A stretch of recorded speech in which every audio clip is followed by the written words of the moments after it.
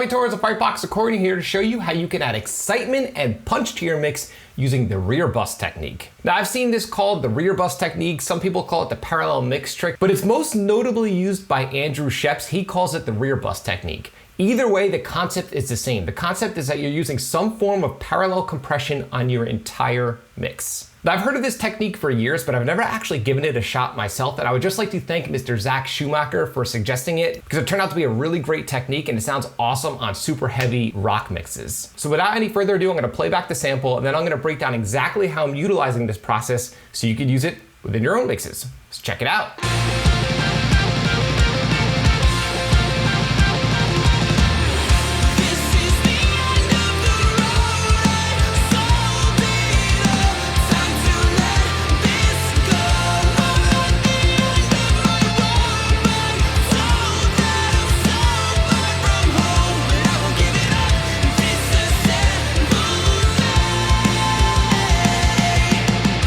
So that sample was by my good friends in a band called Poeta. I will leave a link to their music right within this video's description. So like I was previously mentioning, the whole idea behind this process is that you're adding some form of parallel compression to your entire mix. But the thing that's unique about this is that you're parallel compressing your entire mix minus your drums. Now this is cool because the transients of the drums won't affect the compressor, so all of this excitement is happening in a very natural and transparent way. Notably because it's really taking place on instruments that are not transient heavy. So the drums are just processed and sent to the master fader as per usual, but everything else has a form of parallel compression to add extra excitement. Now all you need to pull this off is a basic compressor. You don't need anything fancy.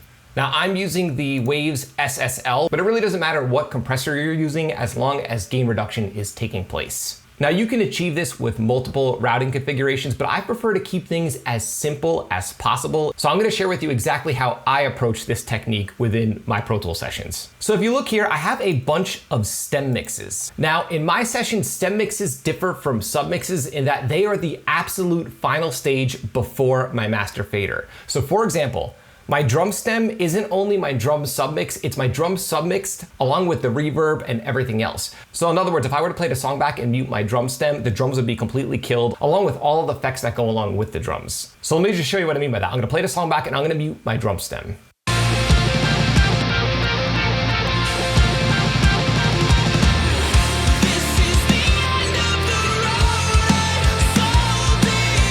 The reason why I prefer to use stem submixes at the very end of my mixer is it gives me that last final bit of control before my master fader. And again, if I have to print stems, it's really easy. All I have to do is commit these tracks and have automatic stems. So all the guitars are printed as a stereo stem, including all of the delays and all of the effects that go along with the guitars. Same for the vocals and same for everything else. So with that being said, when it comes to the rear bus technique, having these stems available makes things super duper simple to pull this off. So let me show you exactly how I have my routing set up in order to achieve the rear bus technique. So right here is my drum stem. It includes all of my drum related elements within my mix. The drum stem is being sent directly to my master fader. This is my bass stem. It includes all of my bass guitar related elements, and it again is being sent to my master fader. The same goes for my guitar stem. It includes all of my guitar tracks along with the guitar related effects, and that is being sent to my master fader. Same deal here, except it's for all of my lead guitars and all of my lead guitar effects. Same deal with vocals, all of my vocals along with the vocal effects. And then my synths, which I don't think there are any in this particular session.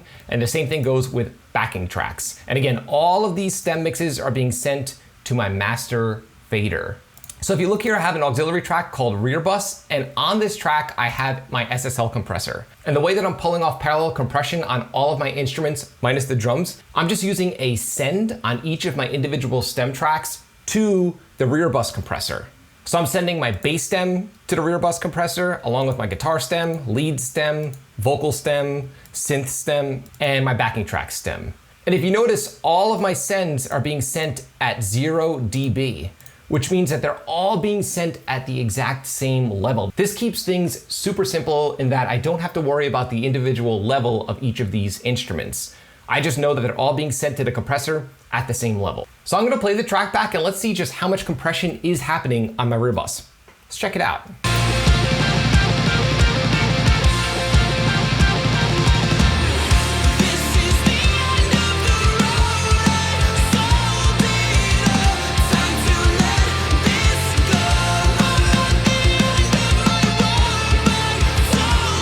So if you notice, there's a consistent 4 dB of compression happening on my rear bus track. And the reason why it's super consistent like this is because the drums aren't being sent to my rear bus compressor. It's just guitars, bass, vocals, instruments like that, where there are not a lot of crazy peaks happening. So as far as the exact settings on my compressor, I just have a slower attack, quicker release, and a 4:1 ratio. Nothing crazy. Now I just want to quickly mention that I do have an EQ plugin before my compressor, but it's actually not being used for EQ. I'm just using it as a gain boost. I'm boosting about 12 dB of gain right before the compressor, so the compressor hits the signal a little harder. So the question is, what is this parallel track really adding to my mix? So in order to demonstrate this, I'm gonna intermittently mute my rear bus just to show you how much it actually adds to the mix.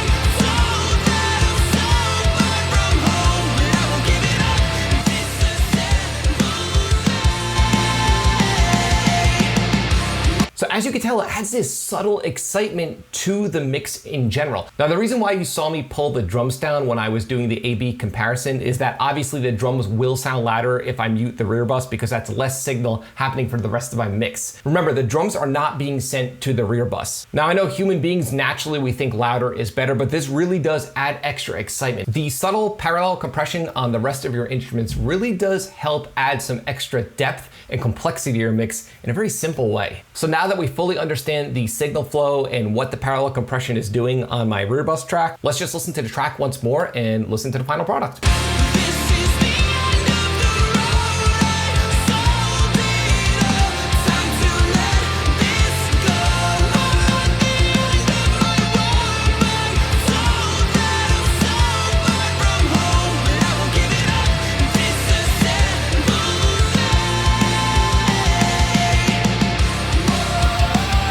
I don't know about you, but it sounds good to me. Now, me personally, I wouldn't use a technique like this on a super duper busy technical death metal mix or something. But when it comes to more straight ahead rock and metal tunes, it seems to work very well, again, because it's adding that extra layer of sonic complexity, which we perceive as excitement.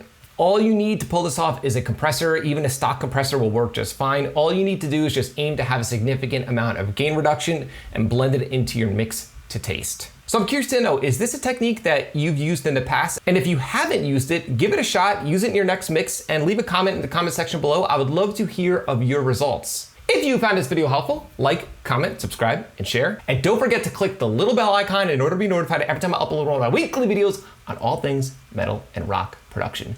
You can both like and follow me on Facebook and Instagram. Links are in the description below. And be sure to download my 5-step guide to better heavy mixes, where I showcase 5 crucial pro mixing steps that will take your mixes to the next level. There is a link below within this video's description. Till next time, happy mixing.